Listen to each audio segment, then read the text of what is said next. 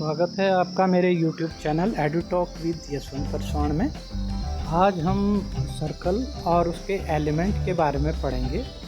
तो चलिए शुरू करते हैं आज का लेसन। तो सबसे पहले बात कर लेते हैं वृत्त के केंद्र के बारे में, जिसे हम सेंटर कहते हैं। वृत्त का केंद्र वृत्त के बीचों बीच स्थित एक ऐसा बिंदु है जो अपने इन बिंदुओं पर वृत्त पर स्थित बिंदुओं से समान दूरी पर होता है। देखेंगे वृत्त के केंद्र वह बिंदु हैं जो वृत्त के किसी सभी बिंदुओं परिधि पर स्थित बिंदुओं से एक समान दूरी पर स्थित होता है। तो ये हमारा केंद्र है। वृत्त पर कोई भी बिंदु होगा तो वो समान दूरी पर स्थित होगा।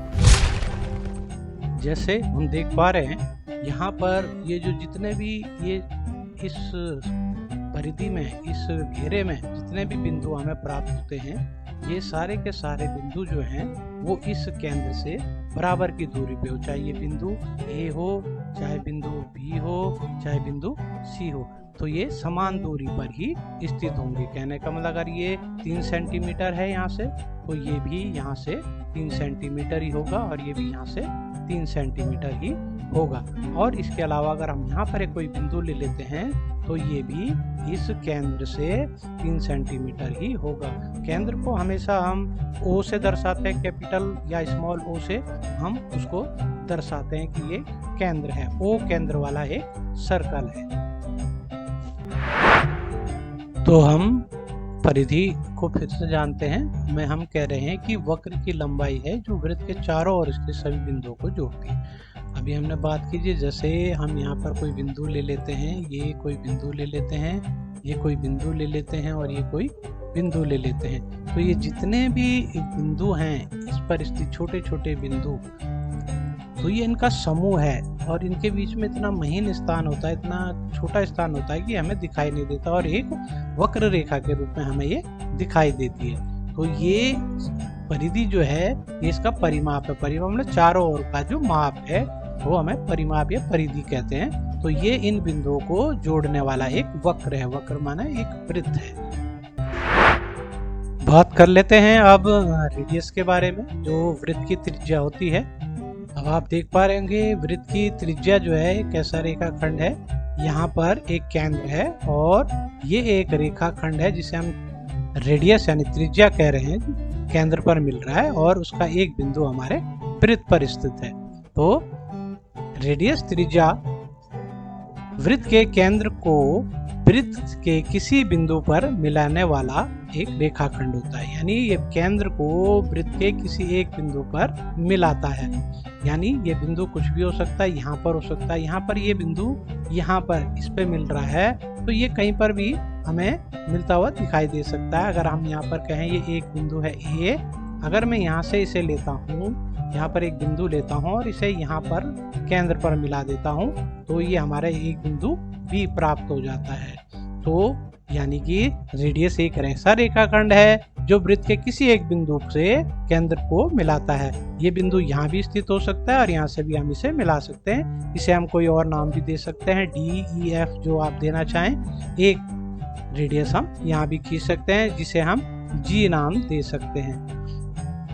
तो एक वृत्त में बहुत सारी त्रिज्याएं होती हैं। एक वृत्त में क्या होती हैं? बहुत सारी त्रिज्याएं होती हैं और सभी की लंबाई बराबर होती है। अर्थात जितनी भी ये त्रिज्याएं हमने यहाँ पर ड्रॉ की हैं, इन सब की लंबाई आपस में क्या होगी? बराबर होगी। और एक वृत्त में बहुत सारी त्रिज्याएं हो सकती हैं जो वृत्त को बिंदु से और केंद्र पर मिलती हैं। हमारा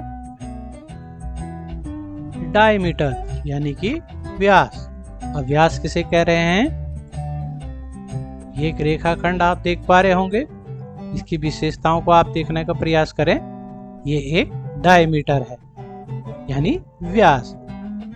डायमीटर अर्थात व्यास। तो हम व्यास किसे कह रहे हैं? यहाँ आप देख पा रहे होंगे, यहाँ पर एक रेखाखंड है और ये वृत्त के किन्हीं दो बिंदुओं को मिला रहा है। त्रिज्या को आपने देखा था वो एक ही बिंदु पर मिल रहा था केंद्र पे, मगर यहाँ में एक ऐसा रेखाखंड मिल रहा है जो वृत्त के किन्हीं दो बिंदुओं पे मिला रहा है। और इसकी एक और विशेषता आप जान पाएंगे कि ये रेखाखंड केंद्र से होकर के गुजर रहा है। तो इस प्रकार के रेखाखंड को हम व्यास कहते हैं। एक वृत्त में जो है व्यास की क्या भूमिका है? वृत्त के केंद्र से होकर गुजरती है और वृत्त के किन्हीं दो बिंदुओं को मिलाने वाला रेखाखंड होता है। तो हमने जाना कि डायमीटर एक ऐसा रेखाखंड है जो वृत्त को कितने बिंदुओं पर मिला रहा है? दो बिंदुओं पर। और ये कहां से होकर के गुजर रहा है? केंद्र से होकर के गुजर रहा है।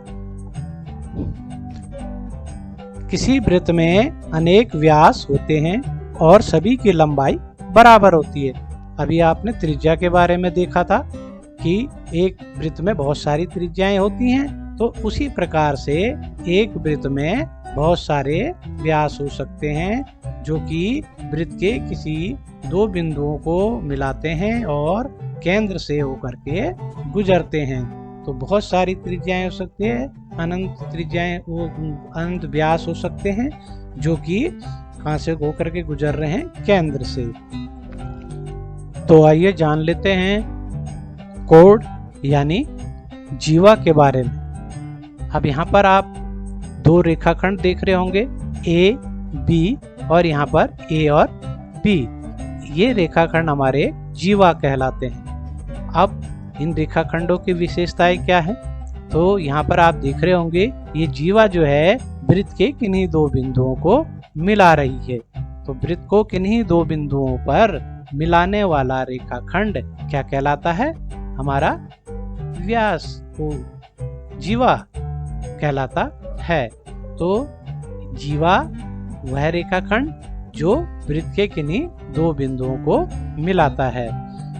व्यास भी एक जीवा है, ऐसी जीवा जो केंद्र से होकर के गुजरती है। आप देख रहे होंगे एक रेखाखंड हम और खींचा, तो ये इससे पहले हमने बताया था कि ये व्यास है और ये भी एक जीवा है। अब अन्य जीवाओं से ये व्यास किस प्रकार से भिन्न है हम ये जानते हैं कि ये जीवा और ये जीवा ए बी ये दोनों जीवाएं जो हैं वृत्त के दो बिंदुओं पर वृत्त को मिला रही हैं। ये भी वृत्त के दो बिंदुओं को मिला रही है और जीवा भी वृत्त के दो बिंदुओं को मिला रही है। व्यास भी वृत्त के दो बिंदुओं को मिला रहा है, परंतु इन तीनों में एक बेसिक सा अंतर है और वो है कि ये जो हमारा रेखाखंड, अगर मैं इसे ई एफ मान लेता हूँ, तो ये ई एफ रेखाखंड हमारा जो है कहाँ से होकर के गुजर रहा है? केंद्र से। तो व्यास भी एक प्रकार की जीवा ही है जो दो बिंदुओं को मिला रही है वृत्त के, मगर ये अन्य जीवाओं से इस मायने में भिन्न होगी कि ये जो केंद्र से होकर गुजरेगी वो जीवा जो हमारी क्या कहलाएगी? व्यास कहलाएगी। किसी वृत्त में व्यास सबसे लंबी जीवा होती है। तो व्यास जो है हमारी क्या है? वो एक जीवा है और किसी भी वृत्त की सबसे लंबी जीवा होती है। तो जीवा हम कैसे भी खींच सकते हैं, हम ऐसे भी खींच सकते हैं जीवा को। शर्त यह है कि ये वृत्त के किसी दो बिंदुओं पर मिल रही हों। यहाँ पर हमने कुछ अन्य जीवाएं खींच दी है, इसका नाम हम अपने हिसाब से दे सकते हैं। इसे हम वो भी लिख सकते हैं और इसे हम अंग्रेजी अल्फाबेट में भी कुछ भी दे सकते हैं। एक प्रकार की एक जीवा और हम यहाँ पर खींच के देख लेते हैं। तो आप जीवा को समझ पाए होंगे। अब हम त्रिज्या और व्यास के बीच में जो है संबंध को जानने की कोशिश करेंगे। तो त्रिज्या व्यास का आधा 1/2 होता है। तो आप जानते हैं हम किसी भी संख्या के 1/2 को अगर हम उसे आधा करना हो तो हम उसे 2 से विभाजित कर देते हैं। अगर हम त्रिज्या को आधा यानी व्यास को आधा कर देते हैं तो वो हमें त्रिज्या प्राप्त हो जाती है। माना व्यास 6 सेंटीमीटर है तो त्रिज्या कितनी होगी? त्रिज्या होगी 6/2, यानी 6 को हम आधा कर देंगे तो हमें 3 सेंटीमीटर प्राप्त होता है। उसी प्रकार से हम व्यास त्रिज्या का 2 गुना होता है। जैसे त्रिज्या व्यास की आधी होती है तो व्यास 2 त्रिज्याओं से मिलकर के बनता है। तो हम व्यास को अगर निकालना है हमें तो हम त्रिज्या को 2 से गुणा कर देंगे, यानी उसे 2 गुना कर देंगे। माना त्रिज्या 8 सेंटीमीटर है तो व्यास कितना होगा? 8 को किससे गुणा कर देंगे? 2, यानी 2 गुना कर देंगे तो हमें त्रिज्या कितनी प्राप्त हो जाएगी? हमें व्यास प्राप्त हो जाएगा 16 सेंटीमीटर। तो अगर आप लोगों को मेरा ये वीडियो पसंद आया है तो आप इसे लाइक ज़रूर कीजिएगा, इसे जो है सब्सक्राइब कीजिएगा और बेल नोटिफिकेशन आइकन को दबाना बिल्कुल भी ना भूलिएगा। तो मिलते हैं किसी अन्य इंफॉर्मेटिव वीडियो के साथ। Till then take care.